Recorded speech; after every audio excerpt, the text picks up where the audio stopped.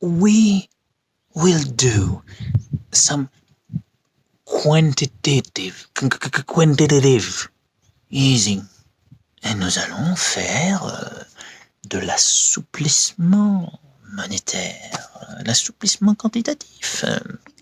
Bon, on va imprimer du fric, quoi. On va imprimer plein de petits papiers. Voilà, quoi. Pour sauver nos potes. Ben, on est faux monnayeur ou on ne l'est pas.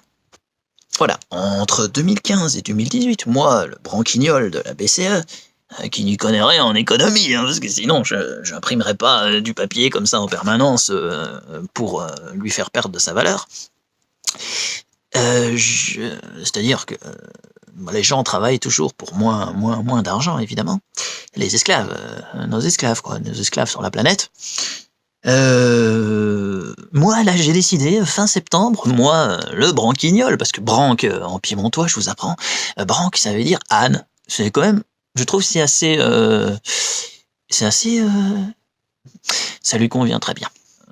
Voilà, ce sont tous des branques, hein, ces économistes, experts keynésiens, voilà, hein, toutes ces lois économiques superbes qui sont invalidées par les faits actuellement, hein, voilà, nous font croire que c'est important, il va falloir imprimer pour sauver leurs potes, leur système, quoi, pour qu'ils puissent continuer à exploiter les gens. Et donc, ce branquignol, Draghi, a décidé de fin septembre, là, qu'il allait imprimer, donc racheter des actifs, mais imprimer 20 milliards d'euros par mois, et cela indéfiniment. C'est quand même magnifique, c'est le Monopoly parfait. C'est-à-dire, mes potes ont besoin d'argent, il faut les sauver, et là, c'est à coup de milliards. Je veux dire, toi, ta petite société, quand tu fais une erreur, mais va te faire, tu vois. Bon donc, impression à volonté, d'accord, pour sauver les potes. Ah, parce que ce branquignol croit encore que c'est la monnaie, c'est créer de la monnaie qui crée de la croissance. Mais non, c'est la croissance qui crée de la valeur et de la monnaie. Donc, impression de monnaie à volonté. Mise en place de taux négatifs, qui est déjà bien actif. Il faut quand même être dans un système suffisamment malade que pour en arriver au taux négatif. C'est-à-dire que maintenant, si vous êtes un petit peu malin, hein, je veux dire, pas un expert économiste des banques centrales, et vous réalisez que si vous laissez votre argent en banque, il perd de la valeur tous les mois. Donc qu'est-ce que vous allez faire ? Ben, vous allez sortir.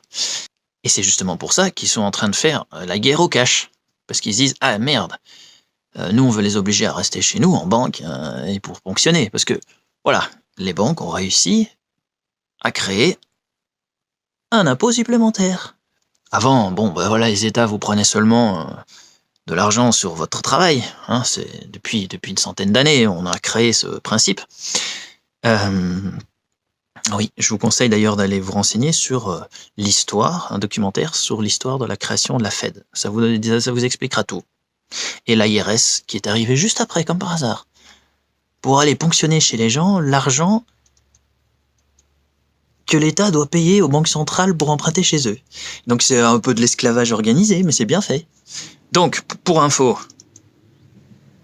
les dettes d'État, par exemple la dette d'État du Japon, 200%, la Grèce 180%, le Portugal 140%, Belgique, France une centaine de pourcents d'endettement, la Russie 13%.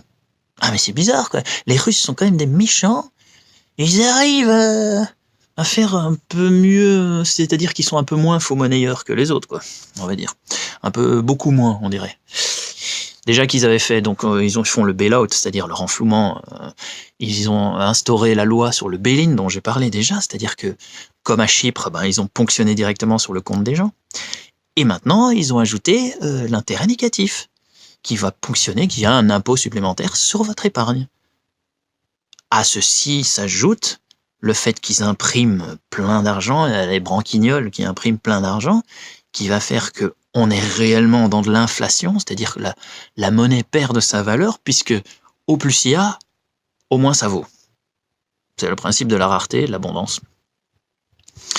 Donc, Il faut juste comprendre que au plus on imprime, au moins ça a de la valeur.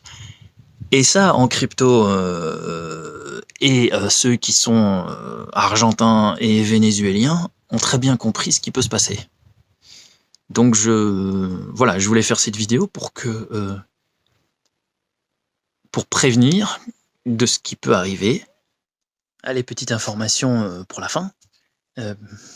On est en 2019 et HSBC France vend toutes ses agences en France. Voilà, 4000 licenciements, rien que ça. Voilà, si ça peut vous mettre la puce à l'oreille déjà, c'est pas mal. Et par exemple, de plus en plus de banques suisses payent les gens pour emprunter. Voilà, j'espère que ça vous aidera à faire les bons choix quant à l'argent que vous avez sur vos comptes. Parce que l'enculade est profonde. Voilà, depuis que leur système de banque centrale est mis en place, ils ont volé sans cesse l'argent des gens. Lorsque l'argent que vous laissez en banque commence à perdre sa valeur tous les jours, ça devient intéressant de se poser la question où l'investir. Et à cette fin, j'ai créé une formation en crypto-monnaie sur l'investissement et plus tard sur le trading. Si ça peut vous aider, voilà, ça me fera plaisir de vous partager cette formation. Attention, c'est un marché très volatile, c'est clair, mais voilà, on verra comment on peut limiter les dégâts, mais tout en diversifiant et en ne laissant pas tout en banque, quoi. Voilà, je vous souhaite le meilleur.